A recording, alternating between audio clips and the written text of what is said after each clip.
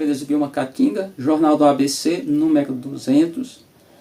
Então chegamos a esse nível. Foi um quadro que eu criei lá no dia 31. Vai ficar aqui uns prints, vocês vão ver. No dia 31 de março, na verdade, não, isso é um pouquinho. 31 de março de 2021, portanto já está completando 4 anos. São 200 semanas, não é pouca coisa. E eu sempre falo de algumas coisas. Hoje a gente vai, basicamente, primeiro, por que ABC? ABC é Abelhas do bioma Caatinga. Claro, isso pode ser uma sigla para muita coisa. Exemplo, tem a música Luiz Gonzaga, ABC do Sertão. Ele vai falando como é que era o pessoal que aprendia, estudava no passado. Luiz Gonzaga retratou muito bem as coisas do sertão, as coisas do semiárido nordestino, somente do geral, mas especialmente da região de Caatinga, do Araripe, aquela região toda do sul do Ceará, Pernambuco, divisa com o Ceará, Piauí, essa parte toda, se estendendo um pouco para eu diria que até a Paraíba, as Alagoas, né? Nessa parte. Claro que ele retratou coisas não só do Brasil, foi além. Mas tem ABC, no caso o inglês, o anglicanismo, que é um meio de comunicação americano, norte-americano, que também é América, só que aqui o país é Brasil. Existe uma marca de rádio, a pilha, não sei se chegou a ter rádio elétrico, que era ABC. Estou falando aqui, posso tentar aqui. Mas quando eu criei esse quadro, foi para trazer algumas informações. A informação que eu trago hoje é sobre a questão de se criar abelhas. Você ser um criador de abelhas, que é assim que eu me identifico. Tem um nome até aqui, na minha criação, Meliponaris sanctorum. Sanctorum do latim quer dizer santos, e não santidade. Santidade é santos, a réu latim, isso é singular. É interessante dizer essas palavras. Então, no português não sei como é que seria o plural de santos, porque já é santos, a palavra é santo, é um nome muito comum, sobrenome.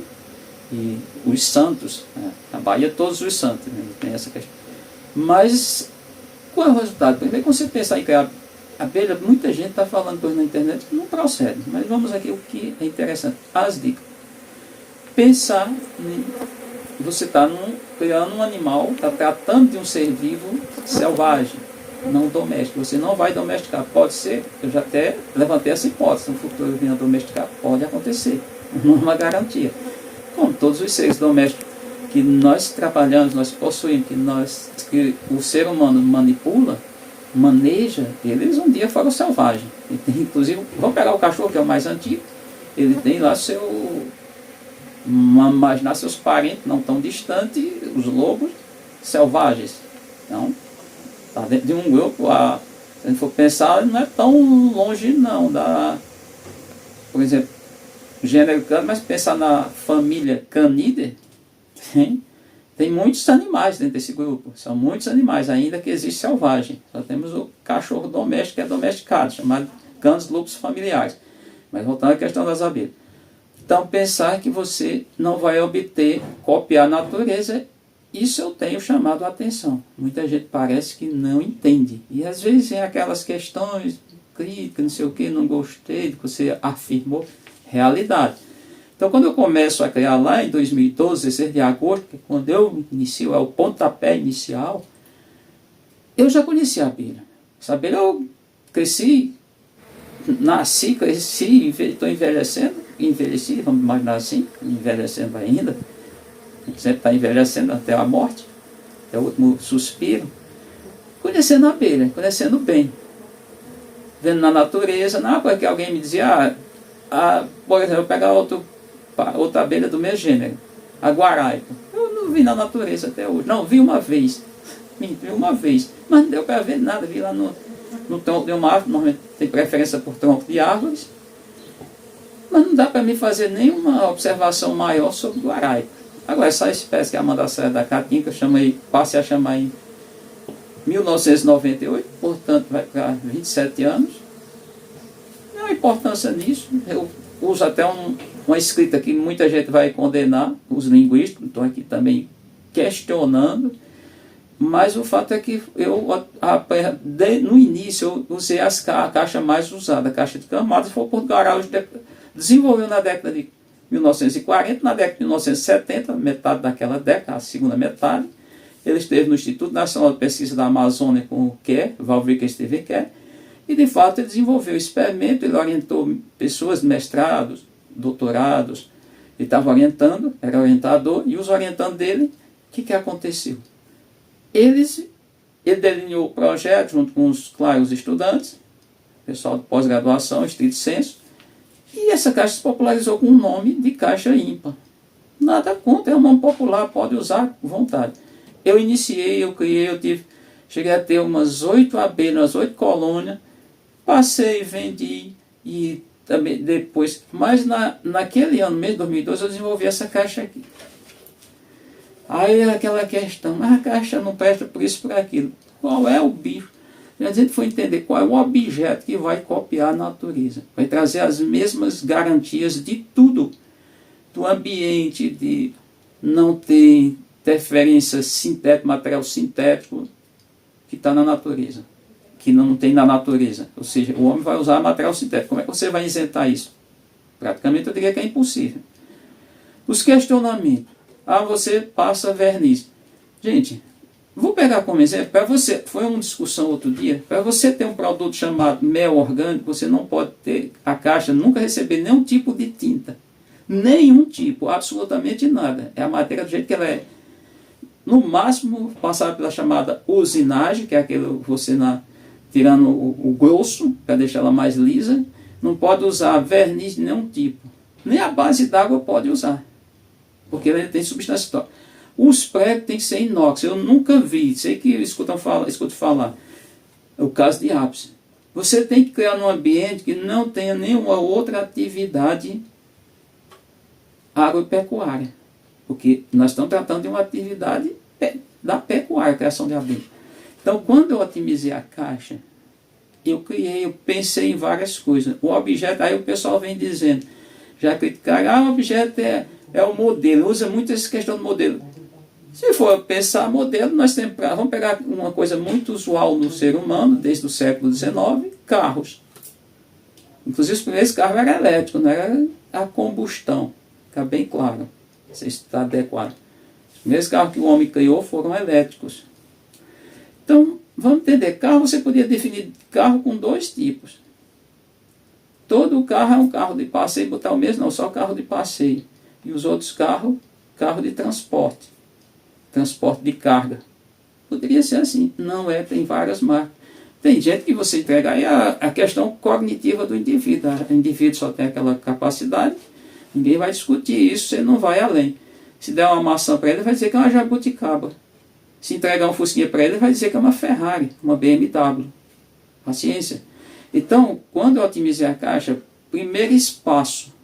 Eu tenho um espaço até grande no meu terreno, aqui tem 200 metros quadrados, mas vou criar dentro de casa, vou colocar abelhas na cozinha, abelhas vamos imaginar, nos banheiros.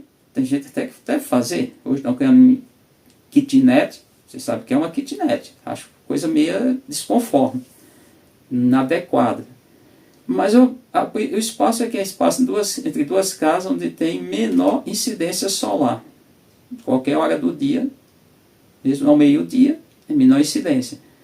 A outra questão que foi o espaço que eu tinha. Eu tenho ali 125 colônias no espaço vamos pensar, bem ajustado.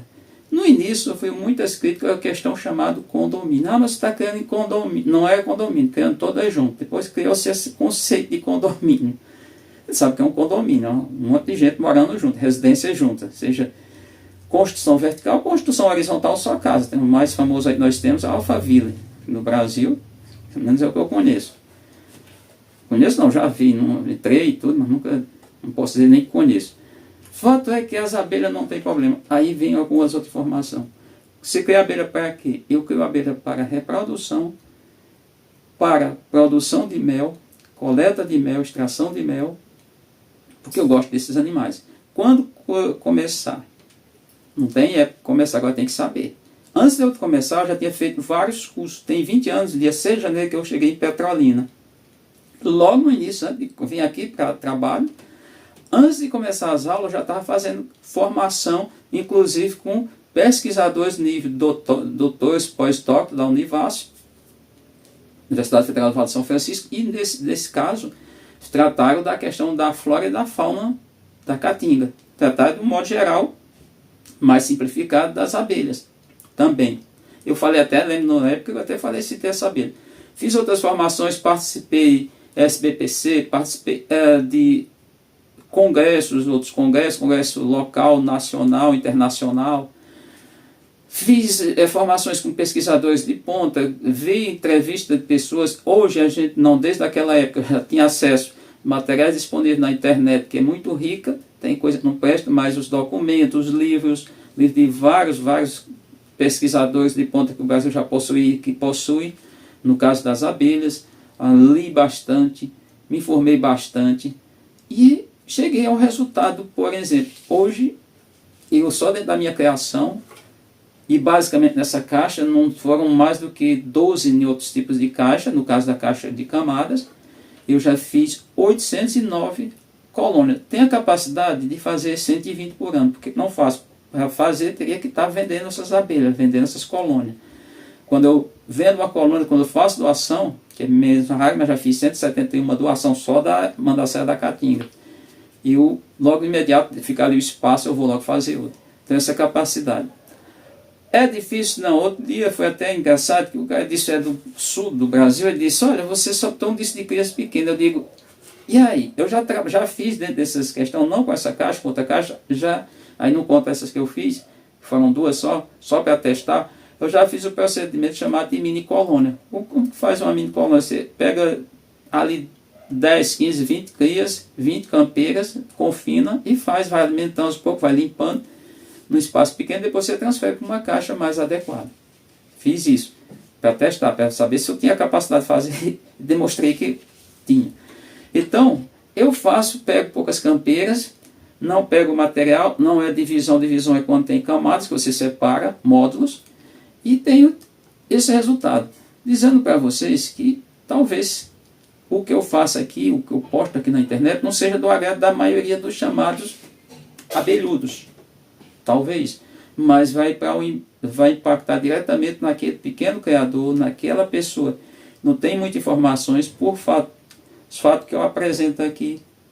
Linguagem mais simples, não linguagem muito rebuscada, muito técnica.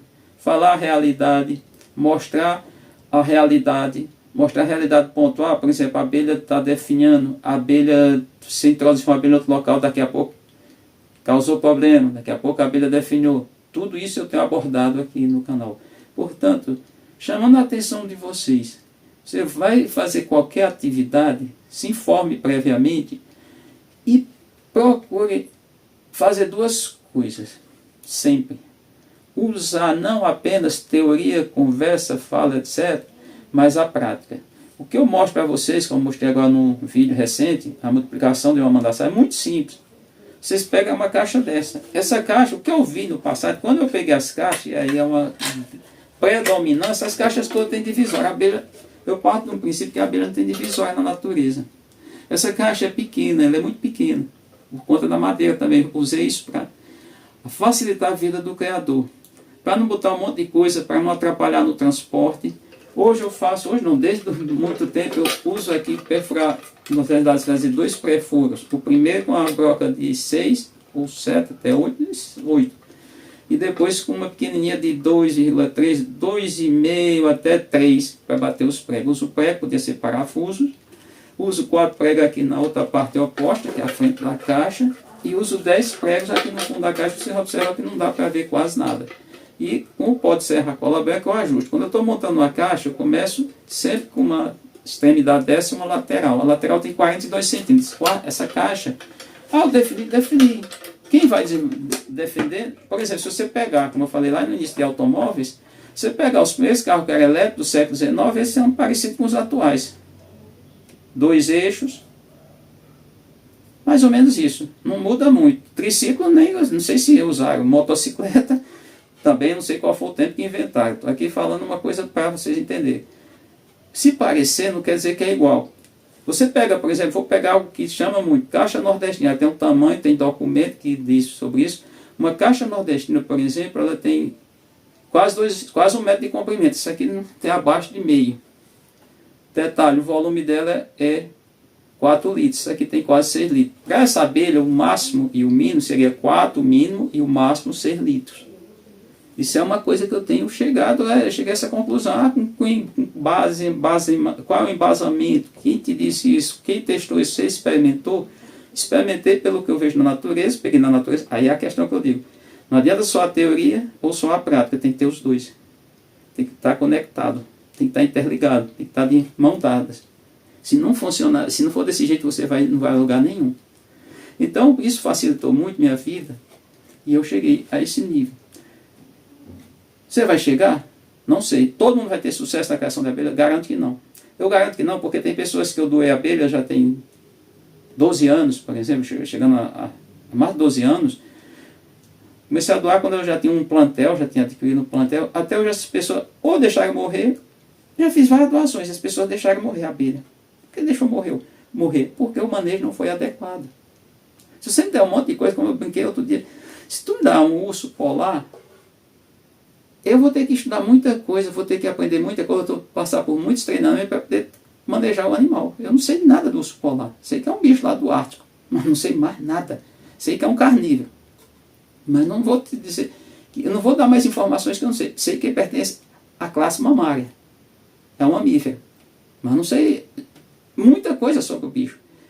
A mesma coisa está acontecendo com as abelhas.